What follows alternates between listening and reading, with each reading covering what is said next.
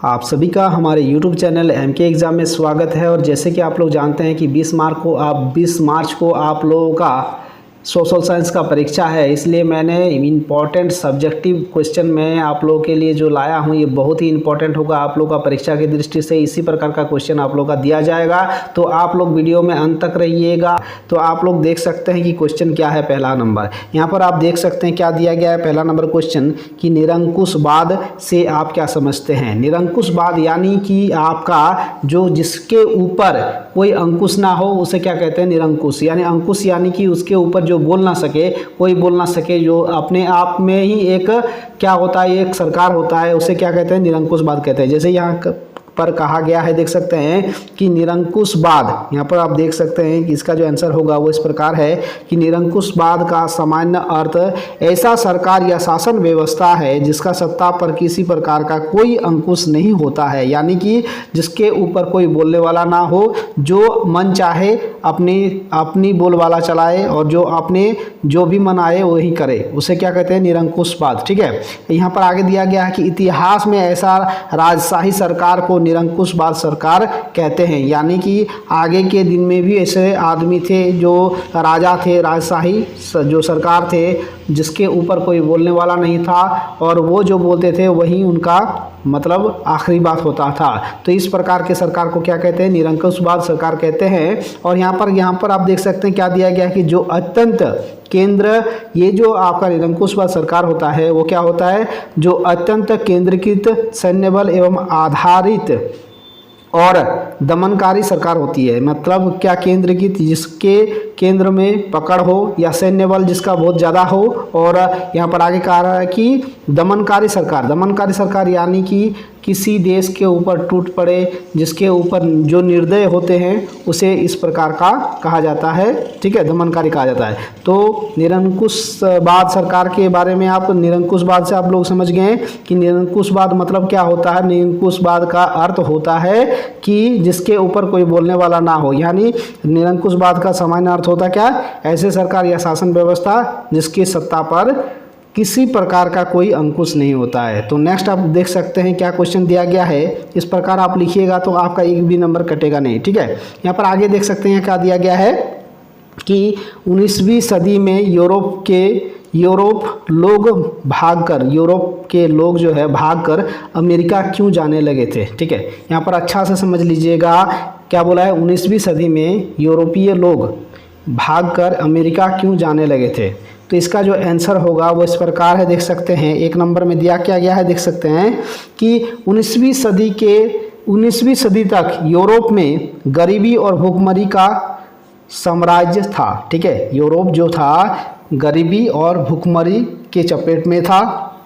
दूसरा नंबर कहा जा रहा है कि नगरों में भीड़ थी और वहाँ भयानक रोग व्यापक रूप में फैले हुए थे। जो है वहाँ का लोगों के ऊपर रोग व्यापक रूप में, बहुत ज़्यादा रूप में फैले हुए थे। और आगे कहा जा रहा है, देख सकते हैं 3 नंबर जो दिया गया है, धार्मिक विवाद आम थे। मतलब वहाँ पर धार्मिक विवाद होता रहता था, लोगों में मारपीट होता रहता था और धार्मिक लोगों को दंडित किया जा रहा था। ठीक है, जो धर्म के निर्भर करते थे, जो धार्मिक लोग थे उस पर क्या करता था, यहाँ दंड दिया जाता था।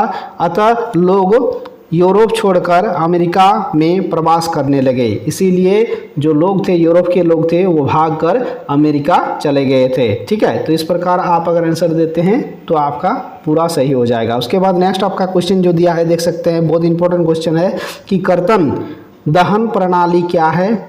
राज्य अथवा क्षेत्र का नाम बताकर इसके स्थानीय नाम बताइए। देखिए यहाँ पर क्वेश्चन पढ़ लीजिएगा, अच्छा से समझ लीजिएगा कि कर्तन दहन प्रणाली क्या है, तो इसको पहले जान लीजिए। तो यहाँ पर दिया क्या गया, देख सकते हैं कर्तन दहन प्रणाली के अंतर्गत किसान जमीन के टुकड़े को साफ करके कुछ वर्ष के लिए उस पर फसलें उगाता है और फिर दूसरे टुकड़े को ढूंढ लेता है। यानी कि साफ सुथरा करके जगह, जैसे आप देख सकते हैं बहुत वन झाड़ी रहता है, उसको साफ़ सुथरा करके कुछ दिन के लिए किसान जहाँ पर खेती करता है, फिर कुछ दिन उसको छोड़ के बाद में किसी दूसरे जगह पर जाके खेती करता है, इसे कर्तन खेती कहते हैं, कर्तन दहन प्रणाली कहते हैं। ठीक है, यहाँ पर आगे और इसमें क्वेश्चन में देख सकते हैं क्या दिया गया है कि राज्य अथवा क्षेत्र का नाम बताकर उसके स्थानीय नाम बताइए। तो उसमें राज्य भी बताना है और क्षेत्र कौन क्षेत्र में होता है उसके बारे में हमको बताना है। यहाँ पर आप देख सकते हैं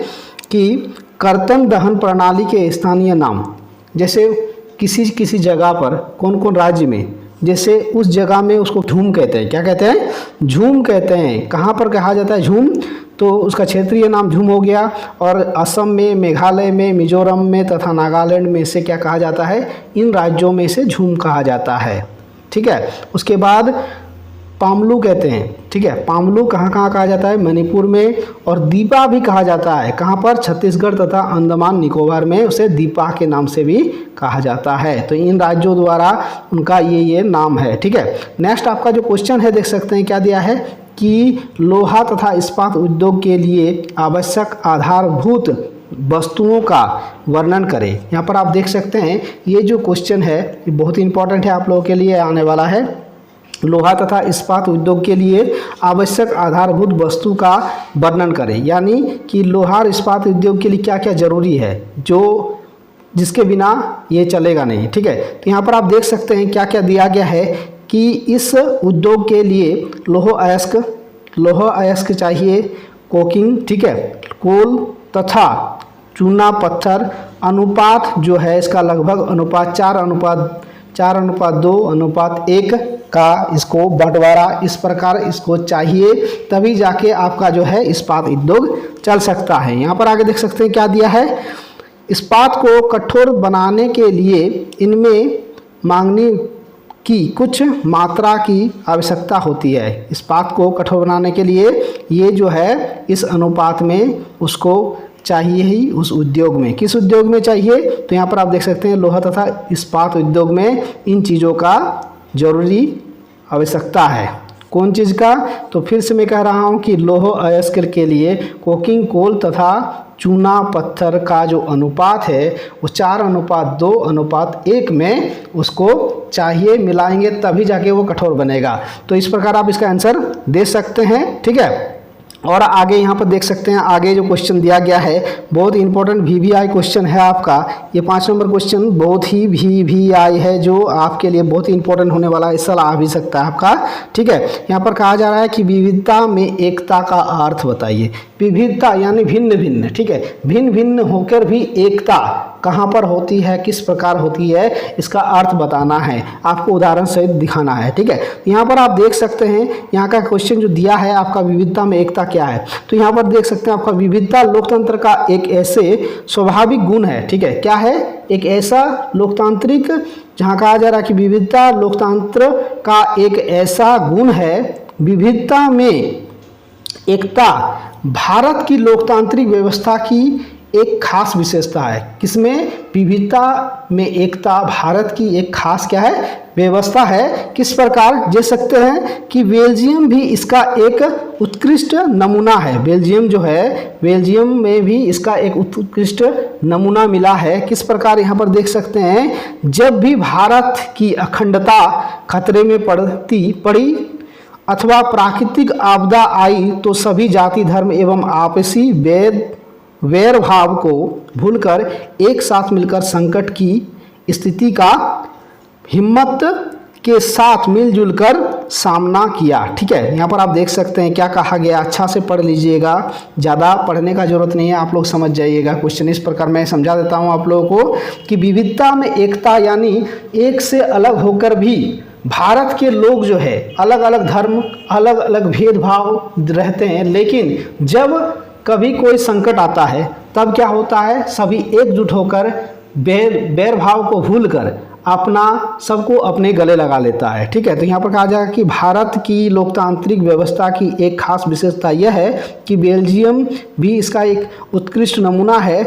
जब भी भारत की यहाँ पर कहा जा रहा है उद्दंडता खतरे में पड़ती है, ठीक है, जब भी भारत की अखंडता खतरे में पड़ती है अथवा प्राकृतिक आपदा आई तो तभी सभी जाति धर्म एवं आपसी वैर भाव को भूलकर एक साथ मिलकर संकट की स्थिति का हिम्मत के साथ मिलजुल कर सामना किया। ठीक है, यह विविधता में एकता का एक आदर्श उदाहरण है। यही आपका उदाहरण है, ये आप अगर लिख सकते हैं तो आपको पूरा का पूरा नंबर आपको मिल जाएगा। ठीक है, तो यहाँ पर आप देख सकते हैं बहुत ही अच्छे तरीके से आप इस प्रकार लिख दीजिएगा, आपको फुल का फुल नंबर मिल जाएगा।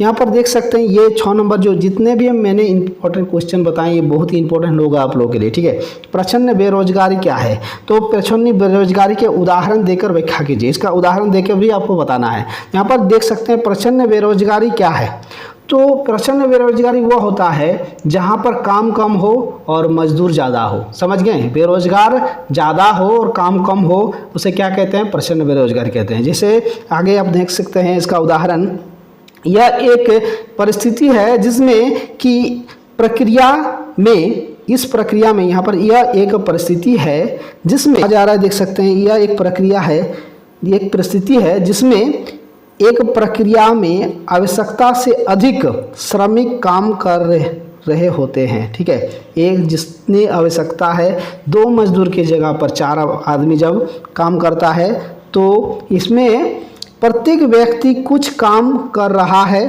परंतु किसी को भी पूर्ण रोजगार नहीं प्राप्त हो रहा है। यानी कि जहाँ पर कमी ना हो, यानी मजदूर का कमी ना हो, जहाँ पर काम का कमी हो, तो वहीं पर आपका प्रच्छन्न बेरोजगारी होगा। क्योंकि जहाँ पर आदमी ज़्यादा हो तो वहाँ पर जो है पैसा भी कम मिलेगा। ठीक है, आदमी ज़्यादा होने पर क्या होता है, उसका वेतन जो मजदूरी होता है वो भी कम मिलता है। और हमें अगर मान लीजिए हमें उदाहरण के तौर पर 10 मजदूर चाहिए और हमें 15 मजदूर मिल जाए तो हम ऑटोमेटिकली उनको क्या करेंगे, अगर 200 उसका मजदूरी है तो हम 150 देंगे और काम करवाएंगे। ठीक है, तो यहाँ पर देख सकते हैं क्या दिया गया है, परंतु किसी को भी पूर्ण रोजगार नहीं प्राप्त होता।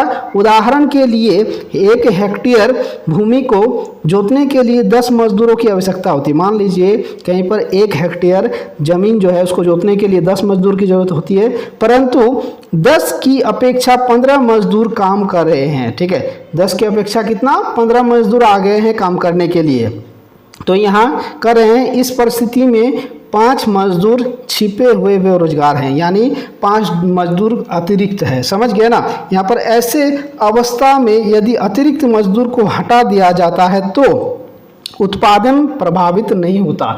यानी कि अगर 5 मजदूर हम नहीं लगाए तो भी मेरा उत्पादन क्या होता है, मना अगर मान लीजिए कि 5 मजदूर हमने नहीं लगाए तो भी हमको क्या होगा, वो काम पूरा हो जाएगा। लेकिन 5 मजदूर जो है मेरा अतिरिक्त है, इसलिए हम लोग क्या करते हैं, जब हम लोग को अतिरिक्त मजदूर मिलता है तो हम लोग उसको क्या करते हैं, वही जितने भी मजदूरी है उसी को बांटकर उसमें बांटते हैं। तो समान रूप से सबको जो है पैसा भी नहीं मिलता है। इसी को क्या कहा जाता है, प्रच्छन्न बेरोजगारी कहा जाता है। तो इस प्रकार आप लोग अच्छा से पढ़ लीजिएगा और पूरा लिख दीजिएगा। आप लोग को क्या होगा, इससे क्या होगा, पूरा नंबर आप लोगों को प्राप्त हो जाएगा। तो मेरा जो 6 आप लोगों का इंपॉर्टेंट क्वेश्चन था मैंने बता दिया आप लोगों के लिए। मैं फिर अभी बाद में नेक्स्ट वीडियो लाता हूं जिसमें आप लोगों का सब्जेक्टिव और भी क्वेश्चन रहेगा जो वेरी वेरी इंपॉर्टेंट रहेगा। तो चलिए नेक्स्ट वीडियो में फिर मिलते हैं। थैंक यू, धन्यवाद।